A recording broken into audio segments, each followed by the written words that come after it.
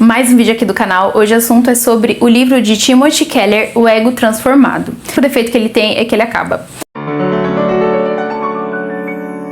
O autor vai falar sobre o ego e ele vai usar como referência 1 Coríntios no capítulo 3 e no 4. Então ele começa dando um contexto aí sobre essa carta de Paulo, onde ele vai dizer que estavam acontecendo muitas facções, vanglória, orgulho, um monte de coisa. Paulo vai dizer que ninguém se glorie e depois ele vai fazer uma pergunta: por que te orgulhas? Então o autor entende que ele estava falando sobre a humildade, ou seja, o que é melhor, autoestima ou baixa autoestima? O autor vai discorrer sobre o passado, que antes era ruim você ter uma autoestima elevada, porque isso iria causar mal para os outros. Hoje é o oposto, você ter uma baixa autoestima é ruim porque você se coloca como ninguém. Principalmente em uma época que as pessoas dizem que você precisa ser autossuficiente. O autor vai comentar de um estudo sobre esse assunto, de uma psicóloga trazendo estatísticas e uma discussão brevemente.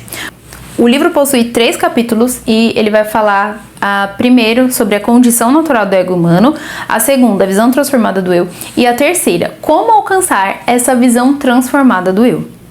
Começando pela condição natural do ego humano, Paulo vai explicar que ele deveria se referir ao orgulho em uma palavra em grego específica para orgulho, mas na verdade ele vai utilizar uma outra palavra, cuja tradução significa maleável, ou seja, um recipiente, alguma coisa que você coloca dentro. Então, o autor vai entender que Paulo estava se referindo ao ego. Então, pensando nisso, ele vai dizer que o ego tem 3 características. A primeira é que ele é vazio, ou seja, não existe nada dentro dele, e que esse lugar do ego deveria ser preenchido por Deus. A outra condição do ego é que ele é dolorido, ou seja, sempre está querendo chamar a atenção, como o dedinho do pé. Você sabe que ele existe, que ele está lá, mas se ele bater na quina da mesa, ele vai chamar atenção o tempo todo. Para o autor, ele vai comparar o ego dolorido ao dedinho do pé. Então o autor vai falar, por exemplo, que quando a gente fala assim, feriram meus sentimentos. Na verdade, o sentimento você não consegue ferir. O que está ferido é o ego. A terceira característica é que ele é atarefado. O ego é quando o ego faz de tudo para ser notado, porque ele precisa preencher aquele vazio que está dentro dele. O ego se compara, ele fica se comparando o tempo todo com as pessoas. Parece que sempre existe ali uma corrida, ou seja, quem é melhor em tudo, quem é mais bonito, quem é mais bem sucedido, etc.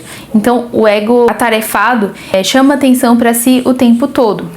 E parece que sem essa corrida, sem essa disputa, tudo perde a graça. Ou seja, isso acontece porque, na verdade, não tínhamos alegria em fazer aquilo.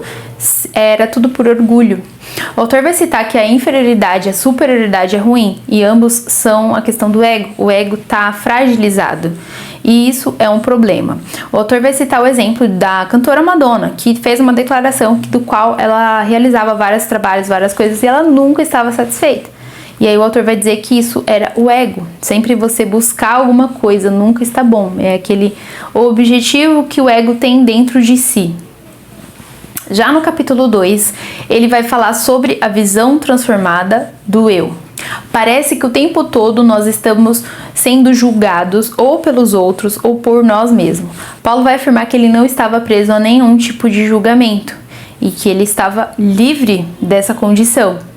Mas a gente poderia pensar como ele conseguiu fazer essa declaração, uma vez que em muitos momentos a gente está sim preocupado com o julgamento alheio e com o julgamento do qual nós temos sobre nós mesmos. Então, muitos vão dizer que basta que você confie naquilo que você faz e que pense que está certo, que tudo que faz é moralmente aceito. E aí vem o dilema.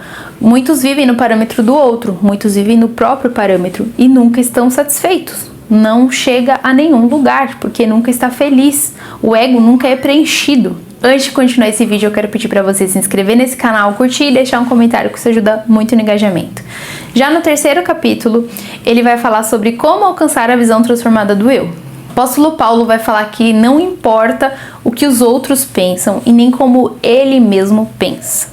Paulo vai afirmar que ele não depende do veredito nem dele mesmo e nem do veredito dos cristãos que estão em Coríntios. E ele diz que todos os dias nós estamos sob um julgamento, mas cabe a reflexão. Paulo vai falar sobre uma palavra ali no texto de julgamento. E aí a gente pensa que no texto não existe nada sobre julgamento, a palavra em si. Na verdade, Paulo estava usando uma metáfora. Ou seja, Paulo vai afirmar que o que importa na verdade é o que Deus pensa sobre nós. E aí, encerrando já, ele explica que no cristianismo, Deus nos imputa ações perfeitas em Cristo. Então Deus me ama e me aceita e eu não preciso fazer nada para melhorar meu currículo e nem para parecer que eu sou alguém muito bom. Eu apenas faço porque tenho alegria em fazer tudo aquilo. O veredito já foi dado na cruz de Cristo, ou seja, você abandona o tribunal, porque Cristo já foi julgado e injustamente foi condenado. E com isso, ele esteve em nosso lugar. O autor vai citar Romanos 8:1, que diz que nenhuma condenação há para os que estão em Cristo Jesus. O autor vai finalizar dizendo que a identidade cristã é diferente de todas as outras, porque você não precisa se sentir o tempo todo julgado, porque a partir de Cristo o julgamento terminou. Eu vou encerrando por aqui, eu espero que vocês tenham gostado desse vídeo, não deixa de se inscrever, curtir e deixar um comentário. Até o próximo!